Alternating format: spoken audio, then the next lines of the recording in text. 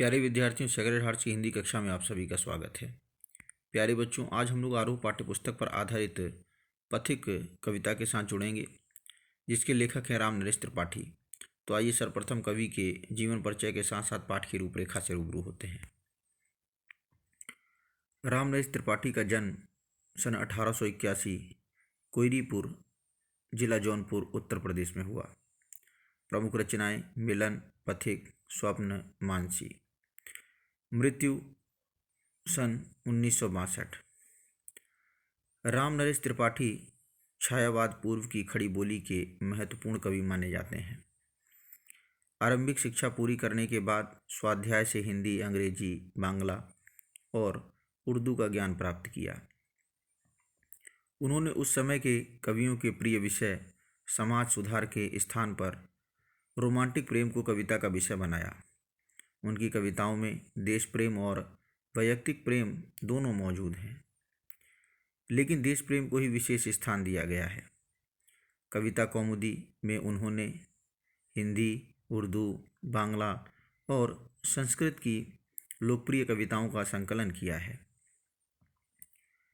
इसी के एक खंड में ग्राम गीत संकलित है, जिसे उन्होंने गांव-गांव घूमकर एकत्र किया था।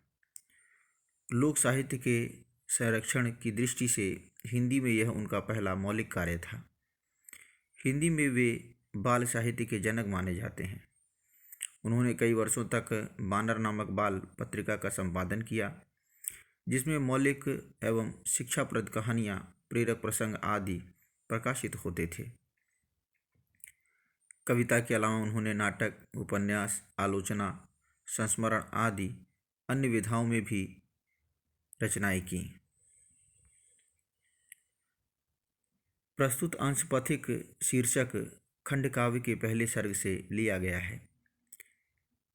इस दुनिया के दुखों से विरक्त काव्य नायक पथिक प्रकृति के सौंदर्य पर मुग्ध होकर वहीं बसना चाहता है। यहाँ किसी साधुजन द्वारा संदेश ग्रहण करके वह देश सेवा का व्रत लेता है। राजा द्वारा उसे मृत्युदंड मिलता है, परंतु उसकी कीर्ति समाज में बनी रहती है। सागर के किनारे खड़ा पथिक उसके सौंदर्य पर मुग्ध है।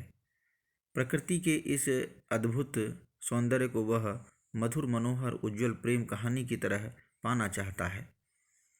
प्रकृति के प्रति पथिक का यह प्रेम उसे अपनी पत्नी के प्रेम से दूर ले जाता है। स्वच्छंदतावादी इस रचना में प्रेम, भाषा और कल्पना का अद्भुत संयोग मिलता है। आइए अब कविता को विस्तार से समझने का प्रयास करते हैं।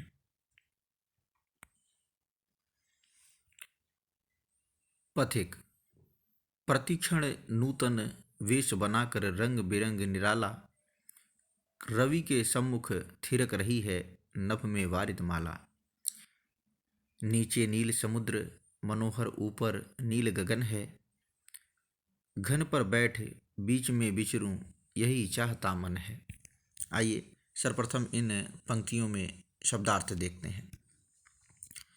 प्रतिक्षण अर्थात हर समय, नूतन अर्थात नया, वेश अर्थात वस्त्र पहनना, रंग बिरंग अर्थात रंगीन, निराला अर्थात अनोखा, अद्भुत, रवि अर्थात सूर्य, सम्मुख अर्थात सामने, थिरक अर्थात नाच, नभ अर्थात आकाश, वारिदमाला अर्थात बादलों का समूह, मनोहर अर्थात सुंदर, गगन अर्थात आकाश, घन अर्थात बादल, विचरूं अर्थात घूमूं या विचरण करूं। इसमें पथिक सागर के किनारे खड़ा है, सामने सूर्योदय हो रहा है। वह इस शोभा पर मुग्ध है। इस सौंदर्य को देखकर उसके मन में यह भाव आता है, मेरे सामने सूर्य और बादलों का समूह है। इनके सौंदर्य को देखकर ऐसे लगता है मानो बादलों की मंडली नित्य नए और रंग बिरंगे रूप बनाकर सूर्य के सामने नाच रही हो। नीचे मनोरम नीला समुद्र है और ऊपर नीला आकाश है। ऐसे में मेरा मन चाहता है कि मैं बादलों के बीच बैठकर आनंद विहार करूं। आइए इन पंक्तियों में शिल्प सौंदर्य देखते हैं। प्रकृति का यह सौंदर्य मनोरम है। सूर्य के सामने रंग बिरंगे बादलों के नित्य बदलते रूपों में नृत्य करती स्त्रियों की कल्पना की गई है। यह कल्पना आनंदमयी है। मानवीकरण अलंकार के प्रयोग से कविता सजीव बन पड़ी है। रंग बिरंग, नीचे नील, नील गगन में अनुप्रास की छटा है। संस्कृत निष्ठ कोमल मधुर शब्दावली का प्रयोग हुआ है। कवि ने छंद का निर्वाह करने के लिए स्वरलोप किया है। रंग बिरंगा की जगह रंग बिरंग का प्रयोग दर्शनीय है। रत्नाकर गर्जन करता है, मलया नील बहता है, हरदम यह हौसला हृदय में प्रिय भरा रहता है। इस विशाल विस्तृत महिमामय रत्नाकर के घर के कोने कोने में लहरों पर बैठ फिरूं जी भर के। आइए सर्वप्रथम शब्दार्थ देखते हैं। रत्नाकर अर्थात समुद्र, मलयानिल अर्थात मलय पर्वत से उठने वाली सुगंधित हवा, हौसला अर्थात उत्साह, विस्तृत अर्थात फैली हुई, महिमामय अर्थात महान।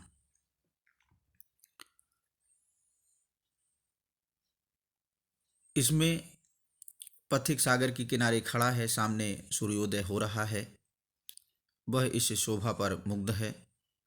वह समुद्र की गर्जन और सुगंधित हवाओं को लक्ष्य करके अपने प्रिय से कहता है, मेरे सामने खड़ा समुद्र गर्जन तर्जन कर रहा है, साथ ही मलयगिरी से निकलने वाली सुगंधित हवाएं बह रही हैं।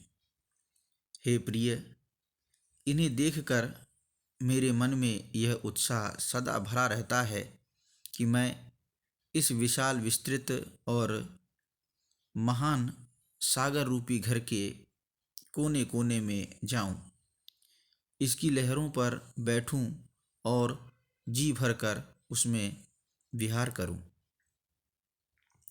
आइए इन पंक्तियों में शिल्प सौंदर्य देखते हैं। प्रकृति का रमणीय वर्णन हुआ है। एक ओर समुद्र की गर्जन, दूसरी ओर सुगंधित हवाएं, इसमें विरोधाभासी सौंदर्य है। कवि प्रकृति प्रेमी है। वह समुद्र के हर रूप को बारीकी से निहारना चाहता है। विशेषणों की झड़ी से कविता सुंदर बन पड़ी है, जैसे विशाल, विस्तृत, महिमामय। रत्नाकर का मानवीकरण किया गया है। इससे काव्य में सजीवता आ गई है। संस्कृत निष्ठ शब्दावली का प्रयोग हुआ है, जैसे रत्नाकर, मलयानिल। कोने कोने में पुनरुक्ति प्रकाश अलंकार है। जी भरकर मुहावरे का प्रयोग कुशलतापूर्वक किया गया है। संबोधन शैली से काव्य में सौंदर्य आ गया है। कवि का कल्पनाशील व्यक्तित्व प्रकट हुआ है। निकल रहा है जल निधि तल पर दिनकर बिंब अधूरा, कमला के कंचन मंदिर का मानो कांत कंगूरा। लाने को निज पुण्य भूमि पर लक्ष्मी की असवारी, रत्नाकर ने निर्मित कर दी स्वर्ण सड़क अति प्यारी। आइए सर्वप्रथम शब्दार्थ देखते हैं। जल निधि अर्थात सागर, दिनकर बिंब अर्थात सूर्य की छवि या प्रतिछाया, कमला अर्थात लक्ष्मी, कंचन मंदिर अर्थात सोने का महल, कांत अर्थात सुंदर, कंगूरा अर्थात महल का ऊपरी भाग, असवारी अर्थात सवारी।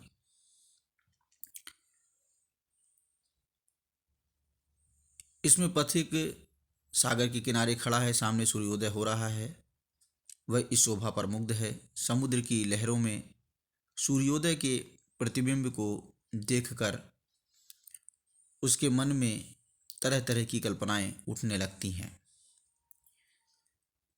पथिक कहता है, देखो सामने समुद्र की सतह पर सूर्य की अधूरी छवि उभर रही है, अर्थात आधा सूर्य समुद्र के तल पर है तो आधा समुद्र के अंदर या उसकी ओट में। उसके सौंदर्य को देखकर ऐसा प्रतीत होता है मानो यह लक्ष्मी के स्वर्ण मंदिर का चमकता हुआ कंगूरा हो, अर्थात समुद्र लक्ष्मी का सुनहरा मंदिर प्रतीत होता है और सूर्य उसका उज्ज्वल कंगूरा। ऐसा लगता है मानो लक्ष्मी की सवारी को इस पुण्य धरती पर उतारने के लिए स्वयं समुद्र देव ने बहुत सुंदर स्वर्णिम मार्ग बना दिया हो। आइए इन पंक्तियों में शिल्प सौंदर्य देखते हैं। कवि की कल्पना शक्ति का चमत्कार दर्शनीय है। उसके मन में भांति भांति की भव्य कल्पनाएं आ रही हैं। कवि एक ओर सूर्योदय वेला के समुद्र को देखकर मुग्ध है, वहीं दूसरी ओर वह लक्ष्मी के प्रति भी श्रद्धानत है। समुद्र में सूर्य की उज्ज्वल रश्मि रेखा को देखकर उसे लक्ष्मी की सवारी के लिए बनाई गई स्वर्णिम सड़क कहना बहुत मनोरम कल्पना है। सुनहरी लहरों में लक्ष्मी के मंदिर की कल्पना तथा चमकते सूरज में कंगूरे की कल्पना भी अति रमणीय है। उत्प्रेक्षा अलंकार का सुंदर प्रयोग हुआ है। संस्कृत निष्ठ भाषा का कोमल कमनीय रूप प्रकट हुआ है। अनुप्रास का सौंदर्य यदि देखें तो कमला के कंचन में दिखाई देता है। छंद पूर्ति के लिए सवारी को असवारी कहा गया है। रत्नाकर का मानवीकरण किया गया है।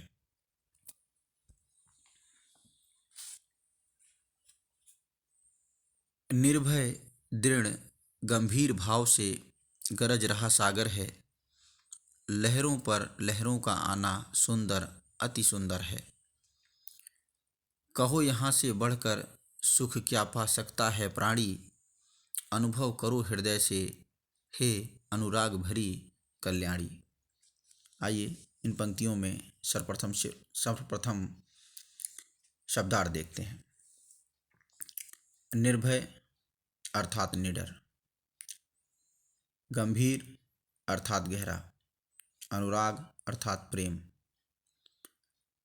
कल्याणी अर्थात कल्याणकारिणी या मंगलकारिणी।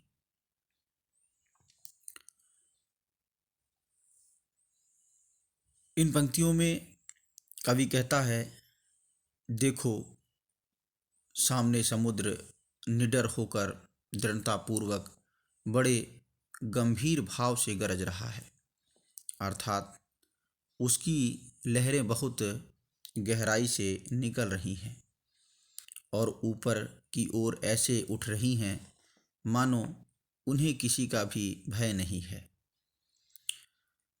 समुद्र में एक लहर पर दूसरी लहर चली आ रही है। यह दृश्य बहुत बहुत सुंदर प्रतीत हो रहा है।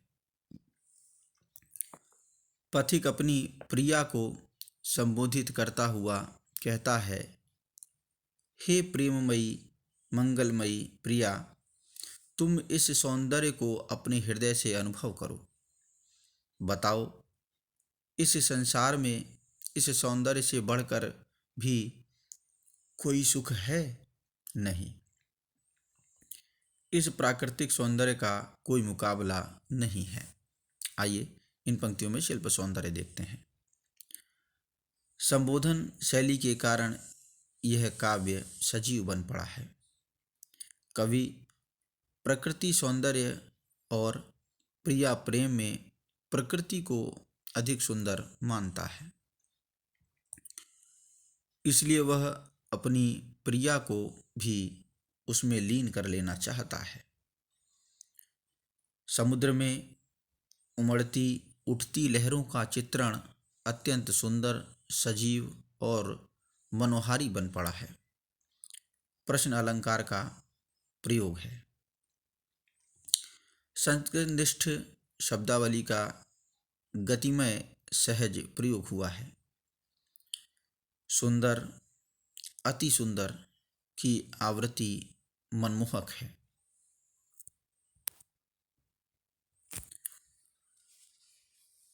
जब गंभीरतम अर्धनिशा में जग को ढक लेता है, अंतरिक्ष की छत पर तारों को छिटका देता है, सस्मित वदन जगत का स्वामी मृदु गति से आता है, तट पर खड़ा गगन गंगा के मधुर गीत गाता है। आइए सर्वप्रथम शब्दार्थ देखते हैं। गंभीर अर्थात गहरा, तम अर्थात अंधेरा, अर्धनिशा अर्थात आधी रात, जग अर्थात संसार, अंतरिक्ष धरती और आकाश के बीच खुली जगह या आकाश,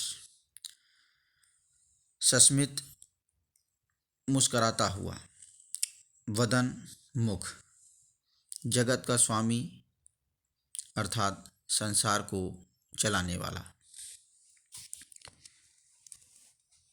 इन पंक्तियों में कवि कहता है, जब आधी रात हो जाती है, चारों ओर अंधेरा छा जाता है, सारा संसार उस अंधेरे से ढक जाता है, तब यह अंधेरा आकाश की छत पर जगमग करते तारों को छिटका देता है, अर्थात आकाश में तारे सज जाते हैं। तब यह जगत का स्वामी अर्थात सूर्य मुस्कराते हुए मुख से धीरे धीरे आता है और इस आकाश गंगा के किनारे पर खड़ा हो जाता है।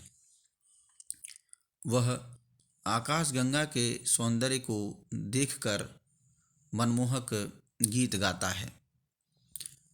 आशय यह है कि रात्रि में सूर्य छिप छिप कर आकाश गंगा के सौंदर्य का पान करता है। शिल्प सौंदर्य की बात करें तो गंभीरतम और सूर्य का मानवीकरण किया गया है। गंभीरतम अंतरिक्ष को तारों से सजा देता है। सूर्य जगत का स्वामी है।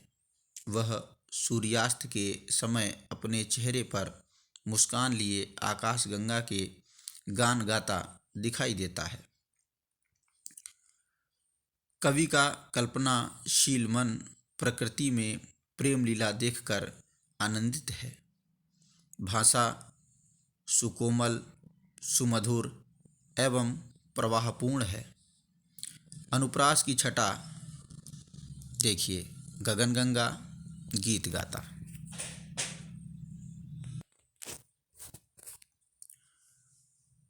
उससे ही विमुग्ध हो नभ में चंद्र विहंस देता है। वृक्ष विविध पत्तों पुष्पों से तन को सज लेता है। पक्षी हर्ष संभाल न सकते मुग्ध चहक उठते हैं, फूल सांस लेकर सुख की सानंद महक उठते हैं। शब्द सौंदर्य की बात करें तो आइए सर्वप्रथम शब्दों के अर्थ देखते हैं। विमुग्ध अर्थात प्रसन्न, रीझकर। नभ अर्थात आकाश, बिहस देना अर्थात हंस देना। पुष्पों अर्थात फूलों। तन अर्थात शरीर। हर्ष अर्थात प्रसन्नता। मुग्ध अर्थात प्रसन्न। सानंद अर्थात आनंद सहित। कवि प्रकृति में चल रही प्रेम लीला के आनंद को प्रकट करते हुए कहता है, रात के समय आकाश गंगा के जगमग सौंदर्य को देखकर आकाश में चंद्रमा प्रसन्न हो उठता है। तब वह हंसकर खिल उठता है। आशय यह है कि चंद्रमा का खिलना भी मानो प्रकृति की प्रेम लीला से मुग्ध होना है। यहाँ तक कि इस प्रेम लीला को देखकर विविध वृक्ष तरह तरह के पत्तों और फूलों से अपने तन को सजाकर खड़े हो जाते हैं। पक्षीगण भी अपनी खुशी संभाल नहीं पाते, वे मुग्ध होकर चहक उठते हैं। फूल भी सुख की सांस लेते हैं और आनंद पूर्वक महक उठते हैं। शिल्प सौंदर्य की बात करें इन पंक्तियों में तो प्रकृति का मानवीकरण मनोरम बन पड़ा है। चंद्रमा का हंसना, वृक्षों का स्वयं को सजाना, पक्षियों का चहकना, फूलों का महकना, सब में मानवीय भावना का आरोप है। कवि ने प्रकृति के व्यापार को प्रेम लीला के रूप में प्रस्तुत किया है। इससे काव्य में सजीवता आ गई है। प्रकृति का आलंबन वर्णन हुआ है। कवि की कल्पना शक्ति मुग्धकारी है।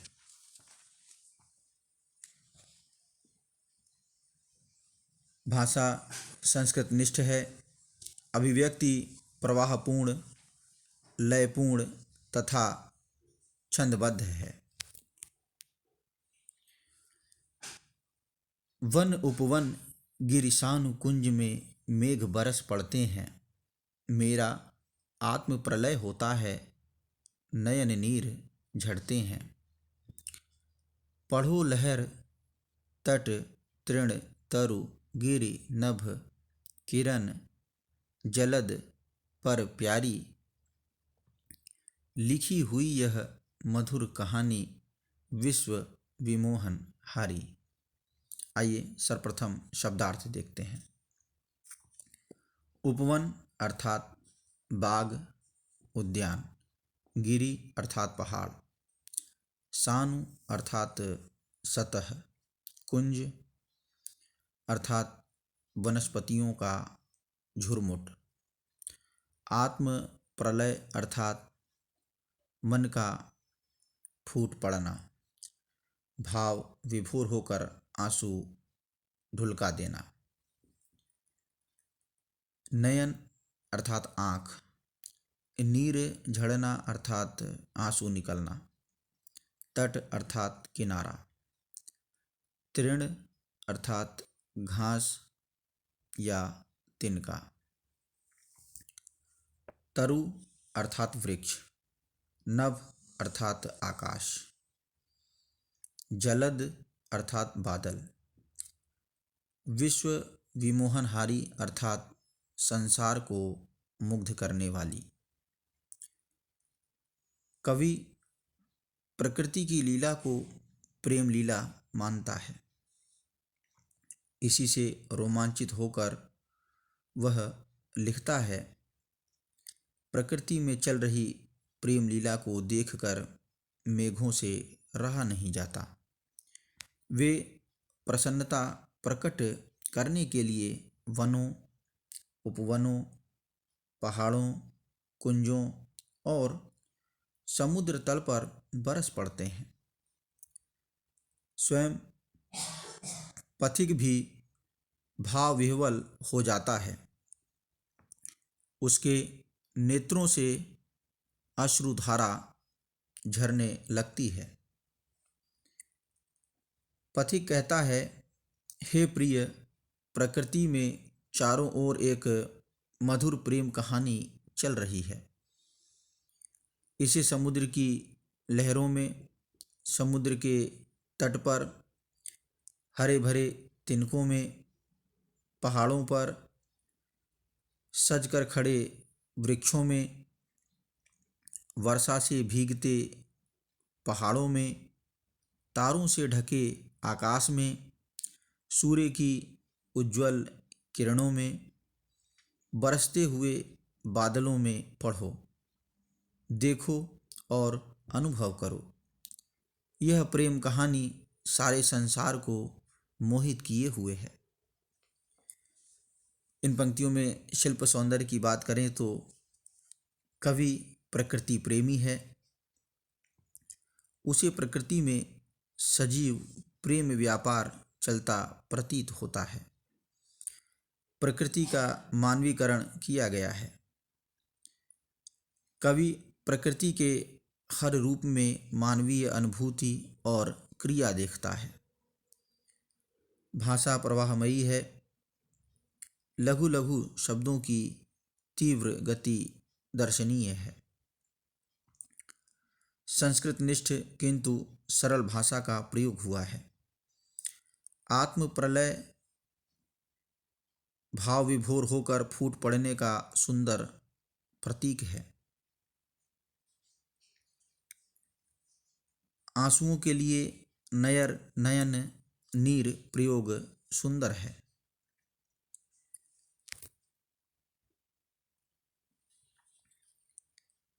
कैसी मधुर मनोहर उज्ज्वल है यह प्रेम कहानी, जी में है अक्षर बन इसके बनूं विश्व की बानी। स्थिर पवित्र आनंद प्रवाहित सदा शांति सुखकर है। आहा, प्रेम का राज्य परम सुंदर अतिशय सुंदर है। आइए सर्वप्रथम शब्दार्थ देखते हैं। मनोहर अर्थात मनोरम या सुंदर। उज्ज्वल अर्थात उजली। जी अर्थात दिल या हृदय। बानी अर्थात वाणी। स्थिर अर्थात ठहरा हुआ। आनंद प्रवाहित अर्थात आनंद में बहने वाली धारा।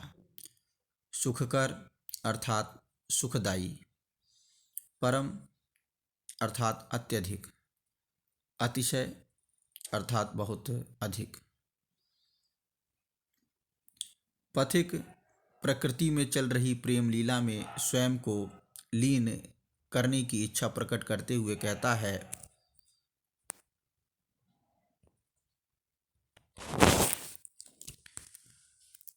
मुझे सूरज और समुद्र की यह प्रेम कहानी बहुत मधुर, मनोरम और उज्ज्वल प्रतीत हो रही है।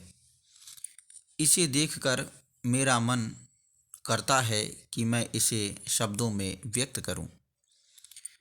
मेरी उस प्रेमपूर्ण वाणी को पूरा संसार सुने। प्रकृति में सदा एक पवित्र, आनंदमयी और सुखकारी शांति छाई रहती है। यहाँ प्रेम का ही राज्य छाया प्रतीत होता है। वाह, प्रेम का यह राज्य कितना सुंदर है। इन पंक्तियों में शिल्प सौंदर्य की बात करें तो कवि का प्रकृति प्रेम प्रकट हुआ है। वह प्रकृति के उज्ज्वल, मधुर और मनोरम रूप का गान करना चाहता है। इस काव्यांश में प्रकृति और प्रेम दोनों का संगम हो गया है। प्रश्न आश्चर्यबोधक और भावबोधक शैली के कारण यह पद्यांश मनोरम बन पड़ा है। सुंदर के साथ दो विशेषण लगाए गए हैं, परम, अतिशय। दोनों विशेषण सुंदरता की अधिकता को प्रकट करने वाले हैं। संस्कृत निष्ठ शब्दावली का कोमल, मधुर एवं प्रवाहपूर्ण प्रयोग हुआ है। धन्यवाद।